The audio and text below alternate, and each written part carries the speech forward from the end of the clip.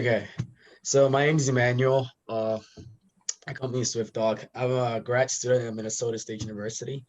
My partner, Akifalari Ghazal, is not here today because he just joined the military and he's in basic. So I work with Yvonne at the Center for Innovation and Entrepreneurship, and I get the opportunity to talk about when it comes to students. One of the things I say is it's like Shark Tank only with nicer people. So I'm counting on you guys being a lot nicer to me today. Um, so my company is SwiftDock, a little history. We started this in 2015, here and there, back and forth, working on prototypes, and then we changed our name to SwiftDock last year when there was a little fallout with some of the partners, even though we didn't, yeah, even though it would not become a big thing yet, it was interesting. But yeah, we're SwiftDock now. And if my slides would work. Okay, there. So SwiftDock, the Swift means secure winged interstation fast transporter, and the dock is just a docking station. So we're a logistics company. We do, or we plan on doing last mile delivery. Our method of transportation is the Swift, as I said earlier. It's a UAV, what people call a drone, and that's what we use for delivery. Our way of receiving the package is something that we call the Swift Dock, and that's what we believe is our edge. It's proprietary. Our design is proprietary to us. And what that does is it's two things. It's both a takeoff and landing hub for the Swift, which is the drone, but it's also a battery retrieval and charging station. So our Swift docks can remove a battery from a Swift. Again, the Swift is the drone. I'm going to keep calling it Swift throughout, and then the docks is the Swift dock. So the Swift dock can remove, retrieve a battery from the Swift and completely charge it, and then it's also a landing and retrieval for the packages. So the Swift is meant to land on the dock, and the dock is meant to get the packages out of the Swift, and we can transport packages up to 22 pounds. Now, what exactly is our services, and what is our business? So one of the things that we do is the last mile delivery. So we move packages from A to B. But where this is even a little better is because it's not just from business to customer. It can also be from customer to customer. So if you have a Swift dock in your house and you want to send a donut to your neighbor or your friend, then you can easily do that by yourself on the app. You can, so it's, it doesn't have to be when you order something online, which when you do that will be great. So it's business to customer, customer to customer, maybe even business to business. It's safer because one, I mean, it's a drone, and you never want to get in contact with those things, right? So our system makes it impossible for you to actually have direct contact with the Swifts. We make it as far away from the human as possible, and I'll show you some pictures and things a little later on. But safety is the very first thing when it comes to our mind, and we want no situation where a consumer or a customer is having any kind of contact with a Swift. It's faster, obviously, because the air hits its roadways, it cuts across. I think anywhere in Mankato, when we did the math, you can get your package in under 10 minutes, or between 10 and 15 minutes, depending on how far it is. But anyway, Mankato does not exceed, because any 10-mile radius we can get to in under 15 minutes. So one of the things that we saw, this is how our business model works. The Swift dock is you get to rent that monthly. It's a monthly rental thing where you pay a monthly fee, and then we have one installed in your house, and then you pay for a little charge for delivery as well.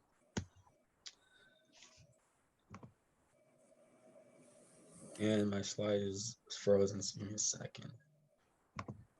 Okay, there. So on the top left corner, that's our Swift, and then that's our third model. And that's what does the transporting of the goods. And here's a little test flight that we did. So I don't want to show the entire video just because of time, but there it is in the air. That's 100 feet up above ground, and that's completely autonomous. You tell it what to do, it goes on about its business, and it just, it's moving things, and it carries, again, like I said, up to 22 pounds. And now this is the other interesting part. Now start with the far right. So we have two models of our Swift docks, or the hubs, or what we call the docking stations. And the first one, this kind of shows how it's going to work if that plays okay. I know it's kind of small, I apologize. But that's a Swift, and it's meant to, fly from wherever it is and land on the stock where the humans can, communicate, where the humans, that's where they can communicate with, grab their packages. But again, have zero contact with the Swift, because that's really important to us. And I tried to do the same thing with the other model. This is the one to the two to the left is what we're building now. But if you've worked with Creo before and simulation, it was a mess to get a real simulation here. But I'll explain it to you. So this second model, again, it's also a SwiftDock. It also has the Swift land on top of it, and there's a very simple pulley system that drops your package down to you. Again, we're thinking about the best ways to make this customer friendly, where it could be on your house, on your building, and you have no contact whatsoever with the Swift. So actually the one on the left is the prototype we're building right now. And we'll have that done in no time.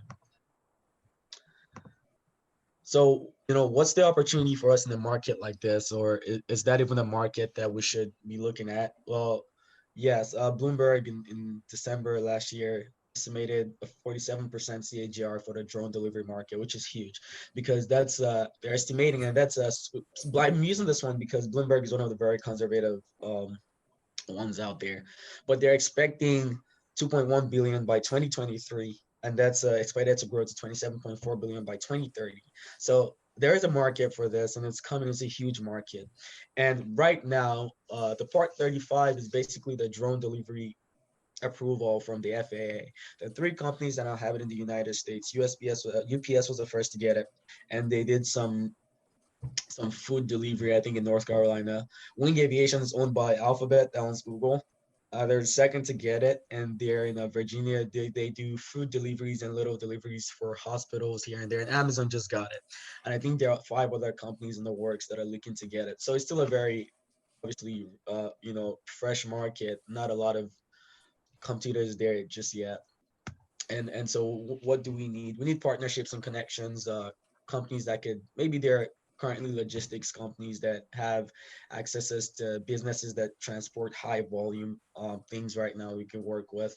We need legal help to obtain our Part 135 approval. In the United States, you cannot fly a drone commercially without that. You cannot do any drone delivery without that. And then we need capital. The things that we build, the drones, the docks, very expensive parts. It's really capital intensive, and so that's some of the stuff that we need. Uh, that's my email on the top. That's my partner's email just beneath it. And our website is myswiftdock.com. Now we're pretty much a two-man team. So when we focus on one thing, it's hard to focus on the other thing. So our website is a little slow and it's lagging, but we'll catch up to it. But again, it's because we're still a small team right now. It's hard for us to focus on too many things at the same time, especially with the Swift and the SwiftDock being it takes a lot to build, to design, to program, to do test flights. So right now, that's what we have. Any questions? Awesome. Emmanuel, I'll have you, if you can stop screen share, and then we can bring that back up at the end to give people the contact information. There is one question already in chat from Yvonne. Otherwise, people, feel free to type your questions in chat and I'll call on you, or feel free to use the raise your hand function, and again, I'll call on you. Right. And then from time to time, I'll take notes just so that I save the questions. But yeah, Yvonne, that's a great question. It'd be really nice to get another engineer. A lot of engineering work is we're doing a lot of engineering work. So an electrical engineer would be really nice. At different times, we've been lucky and we've gotten I have, if you know me, I live with 5 brothers. Not all of them are biological, but I live with 5 guys that are like my little brothers, and we've been able to get one to help with the website, for instance. But again, with them being volunteers, I can only push that so far. I can only push my luck so far. But that helps when they do that. But another engineer right now would be great, and then somebody to right now I'm splitting myself between, I'm not the greatest business person, even though I'm in an MBA program, but I'm splitting myself between doing engineering work and trying to do the business side of it. So trying to get funding, trying to make sure our business plan is put together and all that kind of stuff. It'd be nice if someone could just help take the business side away from me, and then I can focus on engineering, or an engineer comes in and then I can get out of engineering and try to raise funds. But having to split ourselves the way we're split right now is it's a little bit of a challenge. We're doing it, but we're doing it for a long time. We're doing it 2015. So there's that'll be really helpful. Lindsay has a question for you as well. Well, our Yeah. primary market is not necessarily just business to consumer. It's business to consumer and consumer to consumer, because here's our market. Our market is whoever wants a SwiftDock. If you want a dock in your home, that is who we're looking for. So right now, even for proving our concept, it's super easy if Yvonne wants one and if Ryan wants one, and then we put one in both their houses and they can transfer stuff to each other. That will be a lot of advantage for a business if your customers can know that you can also ship stuff to them that way. So it's a little bit of everything. We do want customers to get it. We also want businesses to get it. Eventually, you start to run at a disadvantage if you don't have it, is where we're trying to get at, where it becomes your mailbox. It becomes the new mailbox. It's what we're really trying to do. We're really trying to reinvent mailbox as you know it.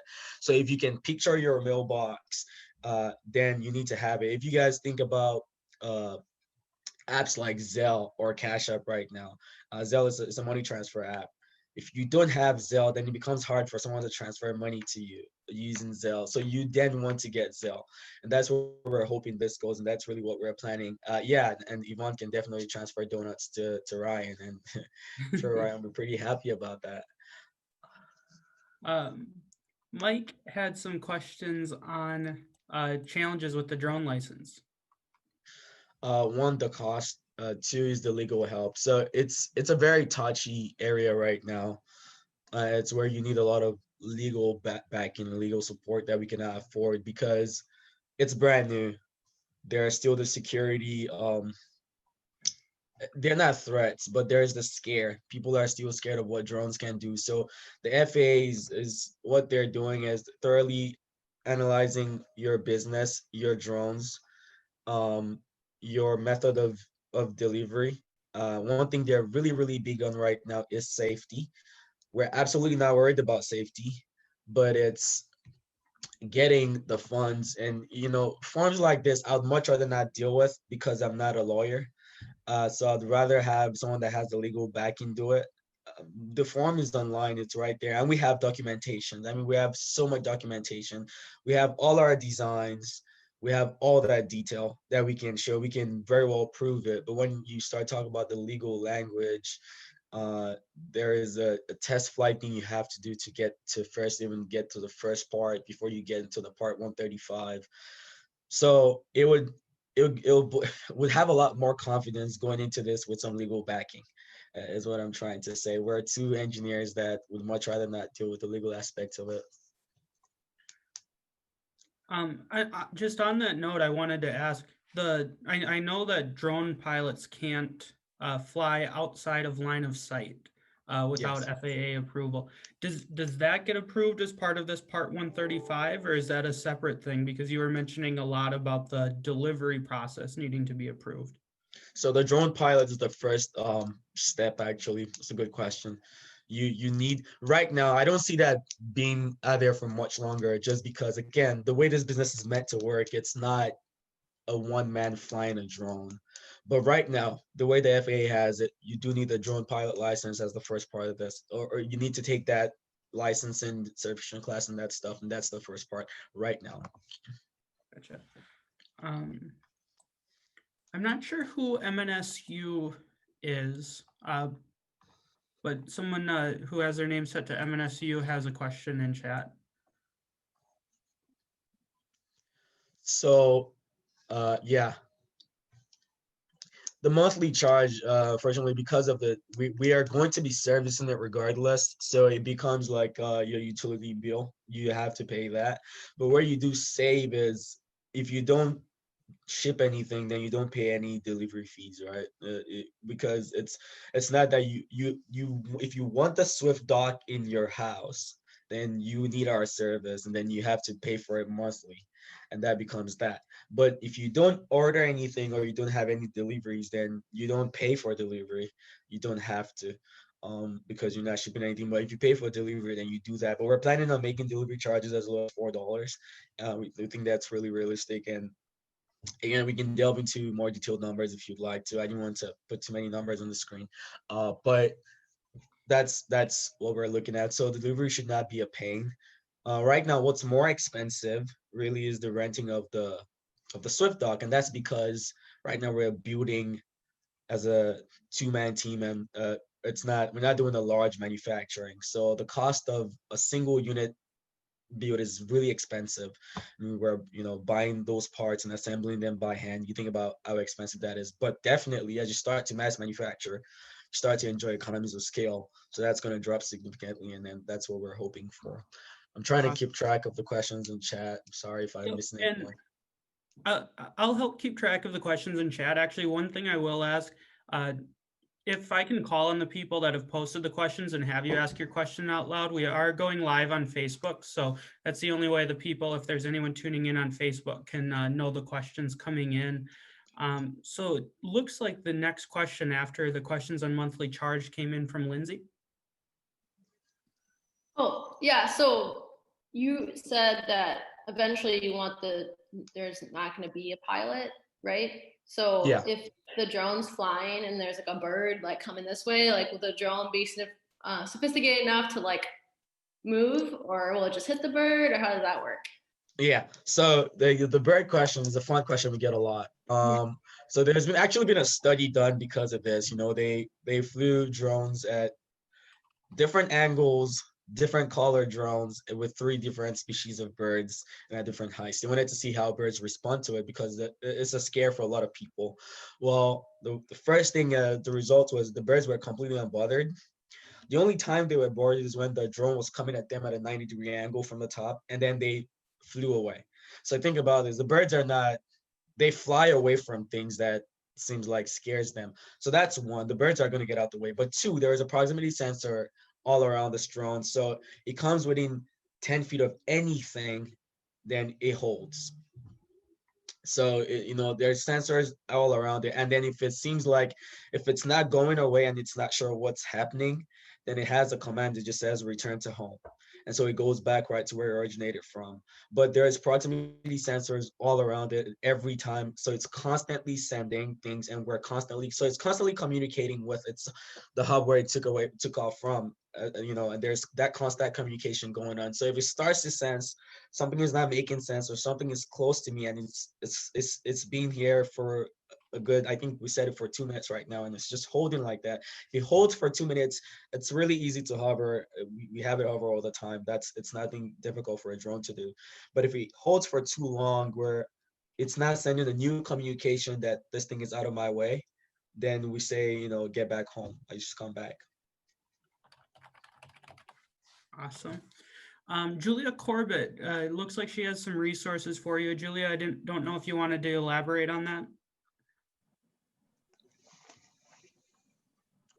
I don't know if there's anything necessarily to elaborate. Emmanuel, I don't know if we can help you, but I might at least be able to get you some legal direction. And I'm happy to do that. If you want to give me a call, I'm in the office all day today. Just give me a call. My number's in the chat. And if we've got 19 attorneys here with various specialty areas. So either we may have somebody internally who can help you, or I might at least be able to get you some guidance. And I'm happy to do that. That would be awesome. I appreciate that. I'll definitely No problem. give you a call later today. Sounds Thank good. you. Mm-hmm. Awesome. It looks like Lindsay had another question followed by one from Mason after that. I was looking at your pictures of how it would be installed, the dock, and I was just wondering, like, what's your plan for, like, bigger cities, people who live in apartments, they can't attach anything. Yeah. So the reason we don't have, I wanted to only show the things that I currently have prototypes for, or I'm currently building. Now, one of the plans for apartments is it cannot be a single unit docking station, right? It cannot be a single unit Swift dock. You need multiple things where people can use. We do have an app that we're building right now, and that kind of pairs customers to a package. So what you do is you do get a code, but that becomes a much more bigger spend. It becomes a much more bigger development cost. So if we can get the single units going, hopefully make enough money to start to build the ones for apartments. But if you think about the way your apartment mailbox is right now, that's the way I'm trying to, we're kind of simplifying it, is we really do want it to be the new mailbox. So how your mailbox works right now is how we expect this to work. It will be multiple units. It would be you'd have the app on your phone, so it would pair you with your own package. It would be safe. Nobody else can take it. All that security stuff would be there. But that's a second phase after we get through this first phase. And then Mason. Yeah, so I was wondering, and I don't know if I missed this, I might have, but what is the range of the drone and its charging capabilities? Is that done through the hub? And then on top of that, how does that compare to the other competitors? Okay, that's a good question. That's one I don't have an answer to. I don't know how it compares to the competitor, Amazons and the Wings. I don't know how far they can go, but this is what I know. So, and I also have the answer to the question, because how far now high your drone can go is how much money you can spend. Because it's how expensive of a battery can you buy, and then what's that battery power. So when you think of our system and the thought behind making our SwiftDocks both landing hubs and takeoff hubs and a battery charging station is because then it becomes impossible for it to run out of battery, because at every single SwiftDock you can charge. So even if you were running low, you just find the nearest SwiftDock and you charge.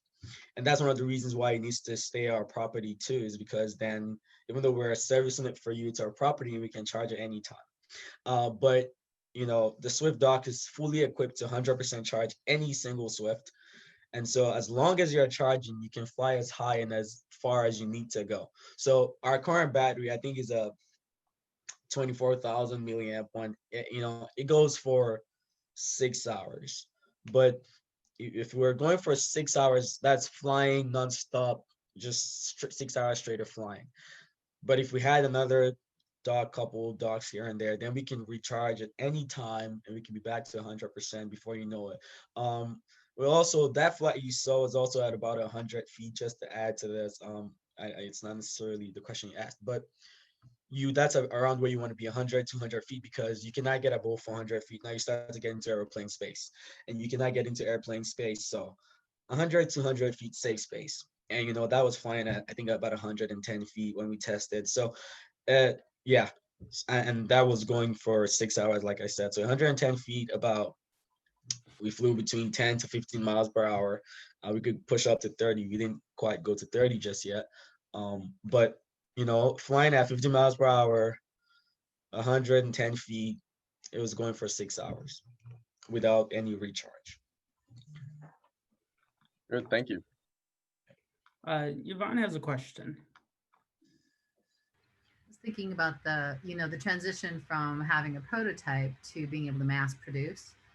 Yeah. And in order to get, like more people thinking about how they might help, I thought I'd ask, what kinds of materials would the dock be made of? Is it plastic? Is it metal? Just so that if they know of someone in the manufacturing field, they might be able to think of, directing you to them. Yeah, so I don't know if everyone knows 80-20. If you guys know, 80-20, there's just a bunch of connecting materials. I don't know how to explain. I'll show you a picture. It's like aluminum. This aluminum material, but we're not using the 80-20 is a company in itself, and what they do is they make these aluminum materials that can mesh. So it's like building a Rubik's cube. You can just join them together at different parts, different lengths. That's mostly what we're using. We ordered our parts right now from a company called Frame Tech because it was cheaper in New York. But if you know the company called 80-20, you can look it up, or you can look up Frame Tech. It's pretty much a bunch of aluminum parts that could just, like I said, you're playing Rubik's and you can just connect them together. And that's what we're building the SwiftDocks out of. The Swifts themselves, a bunch of different parts, and Yvonne was very kind to us. She let us use that 3D printer. So for our SwiftDock, most of our parts are printed. and now we have our own 3D printers, so we don't have to use CIs anymore. But all our all the parts that we designed, apart from what we had to buy in the stand, we printed those, and there's no reason to discontinue that. Maybe getting to more high-end 3D printers and maybe using more solid materials, maybe a little bit of carbon fiber. Now, when you start to use carbon fiber 3D printers, now you're going up in how much you spend. Those are really pricey 3D printers, but there's no reason we cannot continue to 3D print our parts for the Swifts. And then again, for the docks, right now is the one on the roof anyways that we're building right now, it's out of 80 frame tech, but it's like 80-20 material, so it's aluminum. And then we do have, I mean, obviously the battery charging, those are just wire parts that we order here and there. We spent 2 years in China, so we had some parts that we brought back from China. We're able to do things cheaper there. We're able to build version 2 cheaper there. So we still have some of those parts that we still use, in terms of wires and batteries. It was so much cheaper to do it there. So we still have some of those parts, but those are some of the things that we use, plastic material here and there, PVC for printing, aluminum, wires, batteries. Yeah. Awesome. Brittany had a question on charges. Yeah, so to kind of bounce off of Lindsay's question, so let's say the package does get returned to home. Would there be another delivery charge to try to resend it? I'm not following. I'm sorry, I don't understand. So like when, like let's say Yvonne was sending Ryan that donut, but there was something blocking that docking. Oh God, no, yeah, okay. Okay. I understand. No, I wouldn't pay someone twice for their own problem. That's not the customer's problem. And with stuff like that, then it becomes customer service. We'll let you know all the way what's going on, but that's absolutely not a cost that you're going to bear. That'll be essentially it'll be for your safety, obviously, and for the safety of your package. And so we'll make you understand that, but it's absolutely not a cost you're going to bear. Awesome. We are getting significantly more questions than we've had probably recently. If you can indulge me, I had a couple as well. One that I had, do you have anybody lined up to use this as of yet? No, we don't. And that's one of the unfortunate things. So when we had started out, we realized it would be very difficult in the United States because of the FAA. In 2015, nobody had a license. So we had started out in Nigeria, actually. We're done test flights in Nigeria. The problem, though, is with our schedules and going back and forth. In Nigeria, we're able to make more connections because I'm from Nigeria. I grew up in Nigeria. Fala is also from Nigeria. We're able to talk to businesses and convince them. We're also able to talk to the FAA, Nigeria's version of the FAA, and we got a good support from the chairman. But with being here, but at the time when our first version of our Swift, it was not this good. So we didn't have the confidence that we now have. But you think about 5 years of developing and building and the kind of progress that we have now made. So in Nigeria, we had businesses that would let us do test runs with them. And actually, if we get into the details of how our business is going to play out, we do have a foreign phase and a domestic phase. While it's hard to convince, the United States and its consumers of things like this, in Costa Rica, they're already allowing businesses to actually fly drones commercially. So our foreign phase, which is our phase 1, really is to go to a country like Costa Rica and do like 8 Swifts and 8 SwiftDocks. And that would be how we prove to the American consumers that this works. But again, that involves a lot of capital. We need to be able to have those 8 Swifts and then start to make those connections. But my partner is great at learning languages. That's how he learned Chinese when he went. We're now learning Spanish. I'm not that great with that stuff, but he is. So we, that's one of the ways we're looking to do this, just because of those kinds of hurdles. And we know how much easier it would be to prove, it's a proof of concept. If we have it work somewhere else, it becomes so much easier to prove. But then we need the funds to build more parts and be able to take all those things to a different country, start to make those partnerships. But we're thinking about it. In other places in Africa, in other countries in Africa, they're actually now letting some companies like Flirty ship stuff to hospitals or transport stuff to hospitals using drones. So again, there with less regulation and more connections, I have a little more leverage where we can do more. But now it involves, it's either we're manufacturing in Nigeria, which is way more expensive now, or we're shipping our things to Nigeria, which we did the first time. Our version 2 is still in my dad's house in Lagos. So, it's there, but then it becomes pretty costly.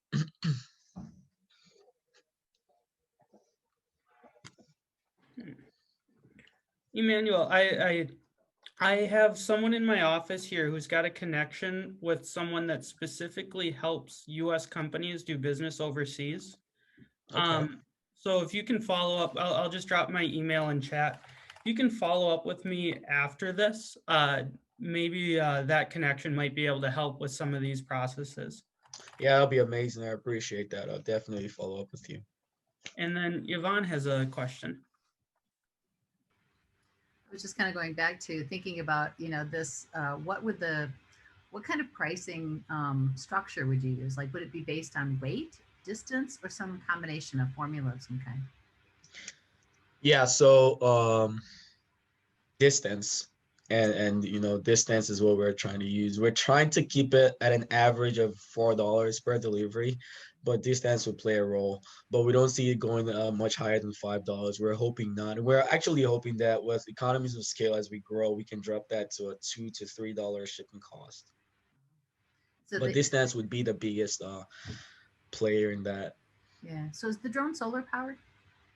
Sorry? Is the drone solar powered? No, it uses lithium polymer batteries. Oh, okay. But the SwiftDock, we're putting a solar panel on the SwiftDocks on your roof just because it's so much exposure to sun. So one of the ways the SwiftDock will charge is solar energy, and then it charges it charges the SwiftDock's battery. But right now, it's not solar charges. The Swifts are not solar powered. We use a lithium polymer battery. I wonder if anybody has a connection to someone, in the roofing industry too, because I think that might be an interesting conversation to talk about, like how you connect it to the roof, maintain the integrity of the roof and all that, and really reassure customers that yes, this is totally safe. Maybe talking to, if somebody knows somebody from one of the roofing companies, I think that may be a neat connection too. That'll be awesome. That'll be awesome. It's one of the things that I really thought about. So in that design, what I couldn't show again, because my career was messing with me yesterday when I tried to do a simulation, is how many different kinds of roofs we played with. But again, they're only simulation softwares. So we tried all the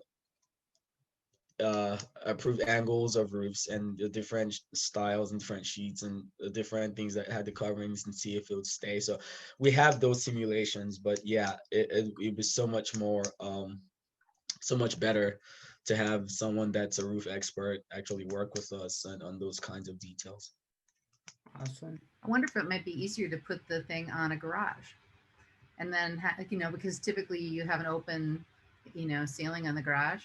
You don't have insulation, you don't have as much stuff, to worry about. And the package could then just be in the garage for someone. Anyway, just a thought. No, help me understand that. So you're saying over the top of the garage into the garage or from the front of the garage? Yeah, like what if you put the dock on the garage instead of on the house to simplify that?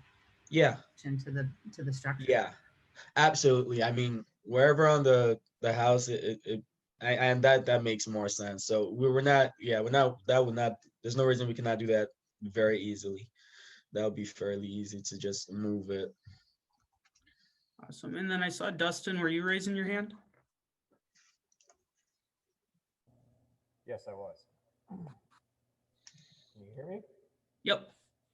Okay. So my question is, I love this idea. I'm totally into tech. I love the whole thing about it. I think it's really cool. My question though is, so with these drones, are they capable of like doing deliveries in the rain, snow, that type of thing? And if not, how much is that going to impact on, the overall profitability with this? Right. It's a good question. And right now, for start, we actually would rather not do in extreme weather. But I'll tell you this, we haven't tested in the rain, but we have tested in extreme wind. And while it makes it slower, it doesn't stop it, because it depends on how much power and how heavy your drone is. So I remember, and I don't have but I can show you the test flight later. We tested one time, it was ridiculously windy. And so there was that. Now, in the event of a storm, hardly anything can move. So yeah, that would, if it's a real storm, or like I don't know, what's that thing? A tornado. Obviously, you're not going to be flying any of those kinds of extreme weather. But if it's regular uh light rain or wind, then you shouldn't stop it. None of the parts are exposed, nothing like that. Again, with that kind of size and power that a drone like this generates, it's hard to just completely stop it if it's not an extreme scenario. But if it's extreme, which would, while we haven't come up with a nailed down criteria of what our definition of extreme is, we're still testing our boundaries and creating those boundaries and those limits. But would have boundaries and would have limits. But my point is, to a very large extent, in windy conditions, in rainy conditions, it does fine. Okay. Yeah, I know here in Minnesota, like we get some really like wet snow and it's really heavy and sticks to just about everything. So I don't know if, like I said, if you can actually run that during that time point or not. If it is something that can be, it's something to think about, just as far as like maybe having some sort of like Yeah. heat. No, that's a Nothing sticks. Yeah, absolutely. And I look forward to actually testing in snow. That's the one thing we haven't done yet, because I'm not, again, I'm from West Africa. I'm not a fan of the cold. But yeah, I'd love to test in the snow. Now the SwiftDock is completely protected. SwiftDock's the one that would be at your house. Zero problem with any kind of weather whatsoever. The issue would be then the Swifts itself, the actual drones. And again, we've tested in really windy weather. It's really windy. And like I said, what it does to it is, because for it to build its momentum, it needs to fight through the wind. So you would see it actually struggle to get up. Now, once it gains the speed, it's just going. It's hardly anything that can stop it at that point. It's way too much power and force that's generating at the speed it's going, with how heavy it is and the power it's generating. It's hard for, I mean, it's obviously not like a car, but you know what I mean? It's hard to stop something that has that kind of momentum going, at the kind of speed it's going. So it's really takeoff and land that becomes your issue. And depending on how much, maybe with the smaller drones that do recording and take pictures, maybe that'll be a problem. With a drone this size, the size of what I've shown, it does okay. It can hold its own. I see there's questions from Lindsay and Gary. We might have to have you reach out to Emmanuel directly with those. I think we need to get to our final 1 million cups question. Emmanuel, if you want to put your contact information back on the screen so those who had additional questions can follow up with you, that would be great. And then do we have an organizer to ask our final question? Sure, I'd be honored to do that. By the way, I wanted to say how proud I am of Emmanuel. He is our fellow for the Center for Innovation and Entrepreneurship this year, helps to run the Big Ideas Challenge. He's a mentor to other students, both in engineering, business, and all across campus that have ideas. So he's pretty awesome. So Emmanuel, what can we as a community do to help SwiftDock?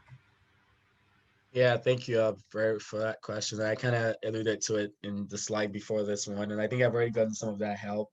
It's really, the connections. So if there are businesses that are high volume delivery businesses, so like food places that would be interested in looking at the potential of something like this and making those kinds of connections, that would be great. Like the one Ryan offered with how we could do make foreign partnerships, that'll be awesome. Legal help is huge right now for us. We have some parts of our SwiftDock that would like to get a patent on, but it's expensive, it's long. I try to do a provisional, and I know why I'm not a lawyer. I know why I'm not a law student. It just wasn't working. So even the provisional patent is not, yeah, I'll still need a lawyer for that. So, legal help. And then obviously we applied to lots and lots of competitions. So if you know any of those kinds of places, or where we can apply for funds, or who we can talk to as angel investors, that kind of help would be great.